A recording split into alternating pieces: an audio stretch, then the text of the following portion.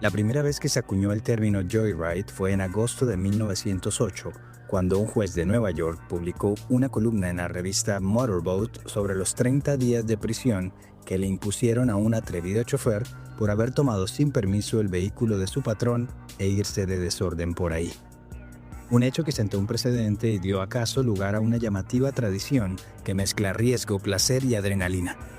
La situación creció a tal punto entre los conductores de 1912 que se empezó a conocer como el problema de los choferes. En otro agosto, pero 115 años después, un caso de joyride terminó con mucho más que unos simples destrozos. Esto es Crímenes Bizarros y hoy hablaremos del joyride mortal de Las Vegas. Todo comenzó la mañana del lunes 14 de agosto de 2023. Arrancaba la semana y mientras la mayoría de la ciudad se alistaba para ir al trabajo o a la escuela, dos adolescentes, Jesús Ayala, de 17 años, y Samir Keys, de 16, se encontraban en medio de una racha criminal frenética. Antes de que despuntara el alba, el dúo ya había robado al menos 4 vehículos diferentes en el vecindario de Centennial Hills, en la zona noroccidental de la ciudad de Las Vegas. Pero no se trataba de un simple paseo o una travesura juvenil. Estaba por convertirse en una auténtica cacería. Durante su camino habían utilizado estos autos robados para embestir intencionalmente a otros vehículos que estaban estacionados, a acelerar a toda velocidad por las calles desiertas de ese sector residencial mientras hacían piruetas, rechinaban las llantas y se creían los protagonistas del GTA, ese famoso videojuego donde la violencia y el caos urbanos son los protagonistas. Pero su entre comillas diversión estaba lejos de terminar. Ayala venía al timón y Keys, como cumpliendo esa regla implícita de que todo hay que grabarlo, venía haciendo un video con su teléfono móvil. Cuando la ruta los llevaba en dirección al este sobre la Centennial Way, se les encendió una suerte de lámpara macabra y fue cuando decidieron cruzar el umbral entre las pilatunas y la maldad. Eran las 6 de la mañana. Andreas Andy Probst, de 64 años, como todas las mañanas, pedaleaba su bicicleta sobre el tramo señalado como ciclovía al costado derecho de la carretera.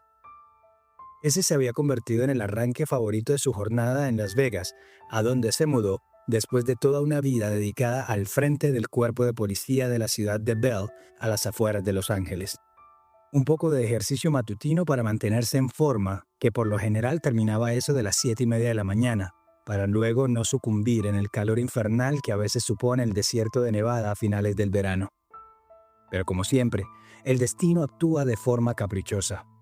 Mientras Probst, enfundado en una cortavientos roja y con su respectivo casco pedaleaba a su mano derecha, a unos 100 metros de distancia venían Ayala y Keys zigzagueando con la locura propia del caos a bordo de un Hyundai Elantra robado.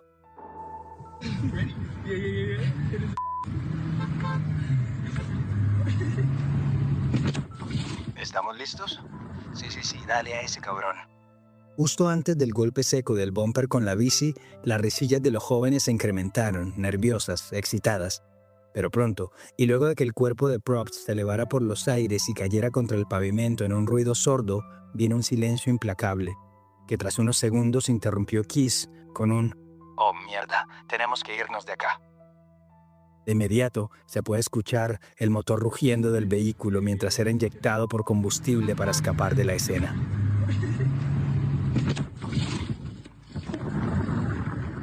El impacto fue brutal. El Hyundai golpeó a Probst por detrás a gran velocidad al punto que su cuerpo salió disparado 29 metros desde el punto de la colisión, en el cruce de las calles Centennial Parkway y Tenaya Way. El sol ya despuntaba, y como era de esperarse, varias de las personas que pasaban o estaban por allí llamaron al 911 para reportar el accidente. La primera llamada sucedió a las 6:03 de la mañana, cuando una mujer estaba sentada en el balcón de su departamento esperando la mañana. Él no se ha movido para nada, nadie le está dando asistencia, nadie está a su lado, nadie lo está tocando, nada. Otro conductor llamó casi que de inmediato. Necesitamos presencia policial y médica. Este caballero fue víctima de un choque y fuga y parece que no está vivo. Ahí lo estoy viendo. Y por si fuera poco, hasta el mismo reloj inteligente de Probst se comunicó de forma automática al 911. The owner of this Apple Watch has taken a hard fall and is not responding. El dueño de este Apple Watch se ha dado un fuerte golpe y no responde. Y más llamadas prosiguieron. Obviamente el lugar se llenó de sirenas, curiosos y de un personal de emergencia que sabían que infortunadamente había muy poco que hacer. Las comunicaciones dieron cuenta de un vehículo sedán de color oscuro que huyó de la zona rumbo al sur de la ciudad, pero que no lo hizo saliendo por la autovía 11, una megaautopista con 5 carriles que habría sido la vía más rápida de escape. Por el contrario, se fue por entre las calles, erráticos, inexpertos, lo que generó más y más llamadas a la línea de emergencias. La última de ellas se dio a las 6:17 de la mañana. Un padre de familia que llevaba a sus hijos a una escuela del sector reportó la presencia de un vehículo con el motor aún encendido, con todo el costado derecho del frente abollado, justo como si hubieran atropellado a alguien. El hallazgo se dio en la esquina de Craig Road con North Jones Boulevard, a 4 millas, casi 7 kilómetros del lugar de los hechos, donde justo las autoridades se encargaban de trasladar a Probst al centro médico más cercano. Los videos de unas cámaras de seguridad del sector que salieron a la luz pública durante el proceso judicial mostraron a los 2 jóvenes corriendo presurosos por lo que parece ser un estacionamiento público. Cuando llegó la policía a la esquina indicada, encontraría al Hyundai abandonado, con el parabrisas roto y con lo que describieron como material biológico esparcido por el capó. ¿Recuerdan el video que Keys grabó justo antes de impactar a Probst? Bueno, pues la Policía Metropolitana de Las Vegas no tardó en rastrear a los sospechosos tras recibir varias pistas sobre el video que ya circulaba por Instagram.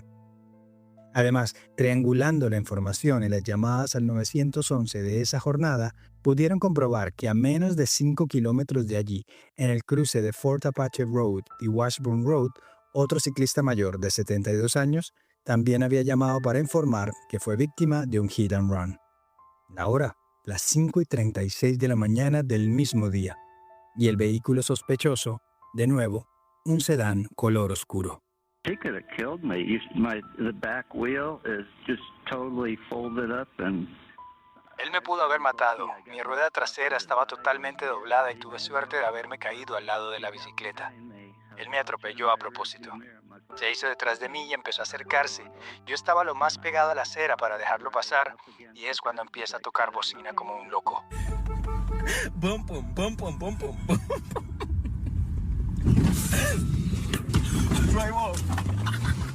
Y así como lo oyeron, las pericias lograron encontrar en el celular de Keys el video que grabó al momento de cometer ese otro ataque. Ahí se puede escuchar fácilmente la burla socarrona, la falta de empatía, el matoneo. La única diferencia es que esta víctima sí tuvo la fortuna de vivir para contarlo. Pero lo que sorprendió a los oficiales no solo fue el crimen, sino la actitud de Jesús Ayala al momento de ser arrestado semanas después del suceso. Ayala, de origen latino con un tatuaje artesanal en su mejilla derecha con las letras C y N, es, según las fuentes, un miembro más de la pandilla Nightcrawlers, un grupo de delincuentes de poca monta que intenta hacerse un nombre de temor en la pirámide criminal de la ciudad del pecado. Al ser detenido y al interior de la patrulla, Ayala le dijo a los policías con algo de arrogancia: ¿Crees que esta mierda de delincuentes juveniles va a hacerme algo? Estaría fuera en 30 días, te lo apuesto. El joven se refería a los cargos iniciales de choque y fuga, que esperaba recibir como un simple jalón de orejas. Pues lo que no contaban Ayala ni Keys, quien también fue capturado prontamente, es que la Fiscalía Estatal elevaría los cargos a homicidio intencional una vez el video salió a la luz pública. Esas imágenes también fueron el detonante para que la jueza Jacqueline Blood decidiera que iban a ser juzgados como adultos y fijó como fecha de la audiencia el 16 de septiembre de 2024. El proceso legal se vio interrumpido en octubre de 2023, cuando se presentó una moción en el condado de Clark para declarar a Ayala como incompetente para enfrentar los cargos, argumentando un supuesto daño cerebral. Sin embargo, tras evaluaciones adicionales en febrero de 2025, se emitió que no había tal daño y que Ayala tenía todas sus facultades para afrontar el juicio. Así que las probabilidades de que solo recibiera un jalón de orejas como castigo cada vez eran menos. De Keys hasta entonces era muy poco lo que se sabía, salvo que no tenía antecedentes judiciales, pero sí muy malas amistades. Fue noticia nacional el hecho de que en una de sus primeras audiencias, los dos jóvenes reaccionaban con risas, burlas y hasta haciéndoles gestos obscenos a la familia de la víctima cuando la jueza o la fiscalía iban presentando sus argumentos. La madre de Ayala fue abordada a las afueras de la corte y se pudo ver una mujer humilde, trabajadora, pero sobre todo consternada. I don't know what happened to my son. I don't know, I'm sorry. No sé qué le pasó a mi hijo. No lo sé, lo siento. Mientras avanzaba el juicio, Ayala no se mantuvo fuera de problemas. El 9 de julio de 2025 se vio involucrado en un nuevo caso de agresión dentro de la cárcel. Ayala y otros 2 reclusos fueron acusados de atacar a un prisionero afroamericano por usar un teléfono público que ellos consideraban reservado solo para reclusos hispanos. De ese nuevo cargo se declaró no culpable de agresión motivada por odio o prejuicio y ahí sí que solo recibió una pequeña reprimenda. Mientras se definía la suerte de Ayala y de Keys, la familia Probst, por su parte, buscaba justicia por otro frente. Su esposa y sus hijos presentaron una demanda por muerte por negligencia contra la marca Hyundai. ¿La razón?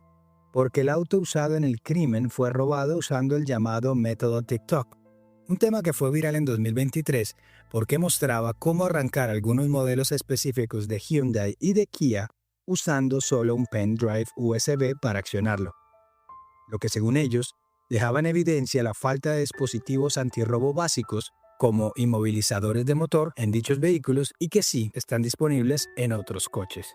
La familia alegaba entonces que la falta de esos sistemas facilitó que los adolescentes iniciaran su racha mortal. A día de hoy no hay ninguna conclusión sobre esa demanda y como suele pasar contra las grandes corporaciones, este pleito parece que va a durar muchísimo tiempo. Volviendo a la causa penal, en octubre de 2025, Ayala y Keys aceptaron acuerdos de culpabilidad para evitar un juicio por asesinato en primer grado, y en su acuerdo con la fiscalía se declararon culpables de los cargos asesinato en segundo grado con uso de arma mortal y agresión con arma mortal. Pero, gracias a la ley del estado de Nevada y puesto que al momento del crimen aún eran menores de edad, por lo menos ya tenían asegurados que a los 20 años de cárcel tendrían la posibilidad de aspirar a la libertad condicional. El 16 de septiembre de 2025 llegó el día de la sentencia. Antes del veredicto, Crystal Probst, la esposa de Andy por más de 40 años, dio un testimonio desgarrador. I am here because my world was destroyed, not damaged, not shaken, destroyed. Mi mundo fue destruido, no dañado, no sacudido, destruido. Cada día me levanto sintiendo que me piden vivir una vida que ya no reconozco. Las condenas contra los adolescentes fueron las máximas permitidas por la ley del estado de Nevada. Jesús Ayala, ya con 20 años, fue sentenciado a una pena de entre 20 años y cadena perpetua, mientras que Samir Keys, de 19, fue condenado a entre 18 años y cadena perpetua. Eso quiere decir que ese 20 y ese 18 años serán el tiempo mínimo que cada uno de ellos deberá permanecer tras las rejas hasta que puedan aplicar al parole, a la libertad condicional, que solo será efectiva si el Consejo de Libertad Condicional que se forme por allá en el año 2040 así se los permita. Para cerrar este episodio de Crímenes Bizarros debemos mencionar la entrevista exclusiva que Samir dio desde prisión 2 días después de su sentencia a un medio de comunicación local. A diferencia de Ayala, Keys sí decidió hablar. En su declaración soltó una de las afirmaciones más extrañas del caso.